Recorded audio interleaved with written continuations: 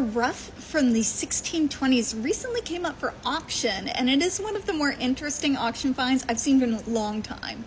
This was through Carey Taylor Auctions in London, and it was lot number 538 in the auction entitled Passion for Fashion, featuring the Zandra Rhodes Archive. And it's well worth going to check out the entire auction catalog. There's a lot of really cool 19th and mid-century 20th fashion in there if that is your jam.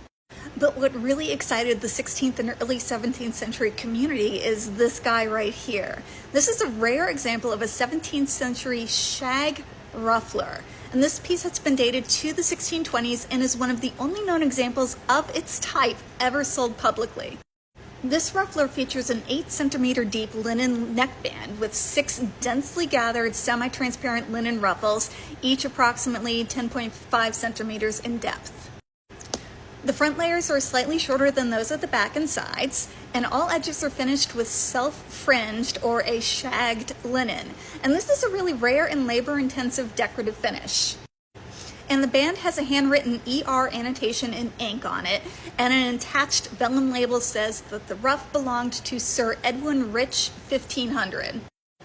Now, this ruffler is traditionally associated with Sir Edwin Rich, who was a London-based lawyer born in Thetford, Norfolk in 1594. So the 1500 date is wrong for lots and lots of reasons. But it was recently inherited by a Norfolk woman's longtime neighbor, among lots of other garments and furs. Textile historian Jenny Tiramani of the School of Historical Dress conducted a very detailed visual examination prior to auction. Similar examples to this do appear in Patterns of Fashion 4 by Janet Arnold and Jenny Tiramani. In POF 4, Arnold and Tiramani say that the comparable style was worn by the wife of the Lord Mayor of London, depicted in 1645 in this book. And the term shagged refers to this fringed edge right here, which is created by drawing threads to a stitched line. So the shag is not attached to the ruff, it is actually part of the fabric. And here you can see just exactly how fine the linen is. When you have so many layers of linen all on top of each other, having this really fine, delicate linen is going to let you get a lot of volume into a really tiny space.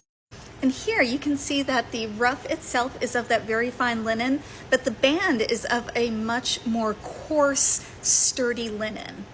And during this time period, most ruffs were cleaned and set outside of the household. So basically like sending out your dry cleaning. You would send your ruffs out, and a person who is specialized in cleaning and setting, putting the starch in and setting in all of those beautiful pleats, would do that for you and send it back to the household. So having your initials in these undergarments is pretty common. This ruffler is a significant textile artifact, both for its construction and its provenance. With only a handful of known surviving examples, this auction marks a major moment in early modern dress history. And since Jenny Tiramani did have the opportunity to examine it, we're all kind of hoping that eventually there will be a more detailed paper published on all of its wonderful, beautiful details so we can all learn from this.